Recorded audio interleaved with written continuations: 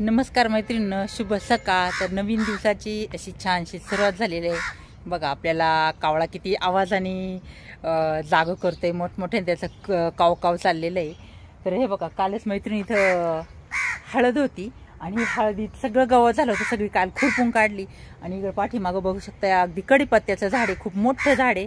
आणि म्हणतात चला अगदी तोंडाची चव वाढवणारी अशी छानशी आज चटणी बनवावी आपली कडीपत्त्याची।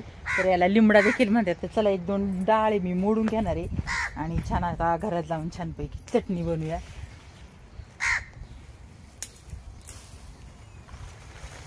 तर तिकडे भरपूर खाली वाढलेला आहे कडीपत्ता।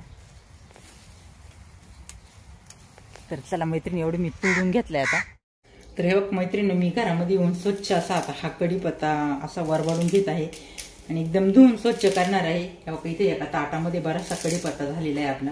आणि चटणीसाठी आपल्याला काय काय लागते तर सुकं खोबरं आहे, आता हे मी थोडंसं भाजून घेणार, शेंगदाणे, लसूण आणि हरभऱ्याची डाळ, तर हे सगळं आता भाजून घेणार आहे। मैत्रिणी सफेद तीळ असले तरी चालतंय, पण आता माझ्याकडे नाहीये म्हणून मी एवढंच आता मिश्रण सगळं भाजून घेते। हे बघा, इकडे तव्यावरती मी खोबरं टाकून घेतलं। आता खोबरंही छान असं भाजलेलं आहे, तर ते मी काढून घेते। आणि त्यानंतर आता थोडेसे शेंगदाणे भाजून घ्यायचे। खरपूस असं आपलं खोबरं भाजलेलं आहे मैत्रिणी। तर चला आता हे शेंगदाणे मी आता एवढे भाजायला टाकते। आता खोबरं झालं छान भाजून, आता शेंगदाणे भाजूया। शेंगदाणे पण आपले आता मस्तपैकी भाजून झालेत मैत्रिणी, ते मी काढून घेते आता ताटामध्ये। आता थोडंसं ना तेल टाकून घेते आणि तेल टाकून मग आपण आता हा लसूण परतून घेणार आहे मैत्रिणी।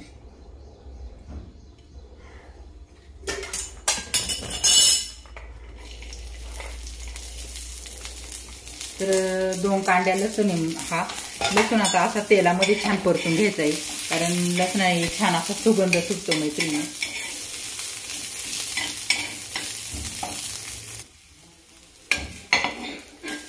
लसूणही परतलेलं आहे मस्त। त्यानंतर जी काय हरभऱ्याची डाळ, आता ही डाळ भाजून घ्यायची। हिला आपण थोडंसं तेल टाकणार आहे, म्हणजे छानपैकी आपली डाळही भाजून निघेल।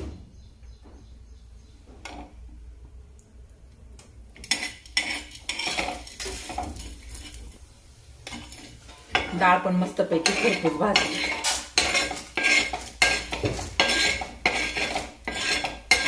तर आता हे जे काही कडीपत्ता आहे ना मैत्रिणी, हा भाजून घ्यायचा।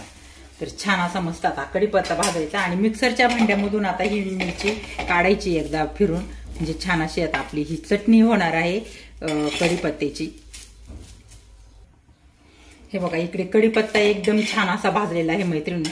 आता मी गॅस बंद करून घेते आणि हा कडीपत्ता काढून घेते, कारण खूप आयुर्वेदिक आहे कडीपत्ता मैत्रिणी। आपण सर्व भाज्यांमध्ये टाकतो, परंतु लहान लहान मुलं कडीपत्ता भाजीतून काढून टाकून देतात, परंतु कडीपत्ता देखील खाल्लेला आपल्या आरोग्यासाठी चांगला असतो, आपली केसांची हेल्थ देखील चांगली राहते आणि ब्लड शुगर सुद्धा नियंत्रणामध्ये राहतं यांनी कडीपत्त्याने। म्हणून अशी चटणी सगळ्यांनी करून खात जा।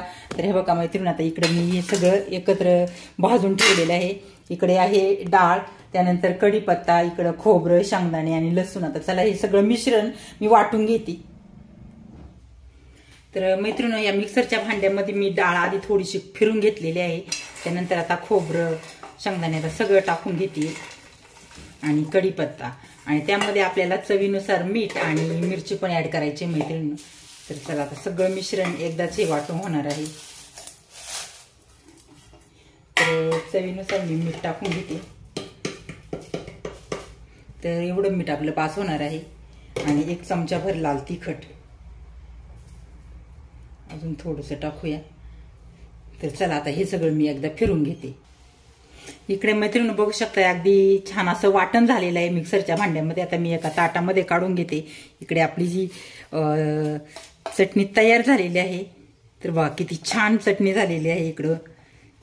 तर कडीपत्त्याची चटणी मैत्रिणी नेहमी अशी करत जा, तर ही जवळजवळ 15 दिवस 3 आठवड्याच्या वरून टिकती आणि आपल्याला कुठल्याही भाजीसोबत कशासोबतही अगदी तोंडी लावायला होती। तर बघा अशी छानपैकी चटणी मैत्रिणी मी बनवलेली आहे। तर मैत्रिणींनो, मी बनवलेली आपली कढीपत्त्याची चटणी कशी वाटली तर सगळ्यांनी सांगा. अगदी गुणकारी आणि आरोग्यासाठी अशी पौष्टिक अशी ही चटणी आहे मैत्रिणींनो. तर कसं वाटले आपली आजची रेसिपी सांगा सगळ्यांनी. व्हिडिओ आवडल्यास लाईक शेअर आणि सबस्क्राईब करा. तर बाय मैत्रिणींनो, भेटूया अशाच नवीन नवीन व्हिडिओ सोबत.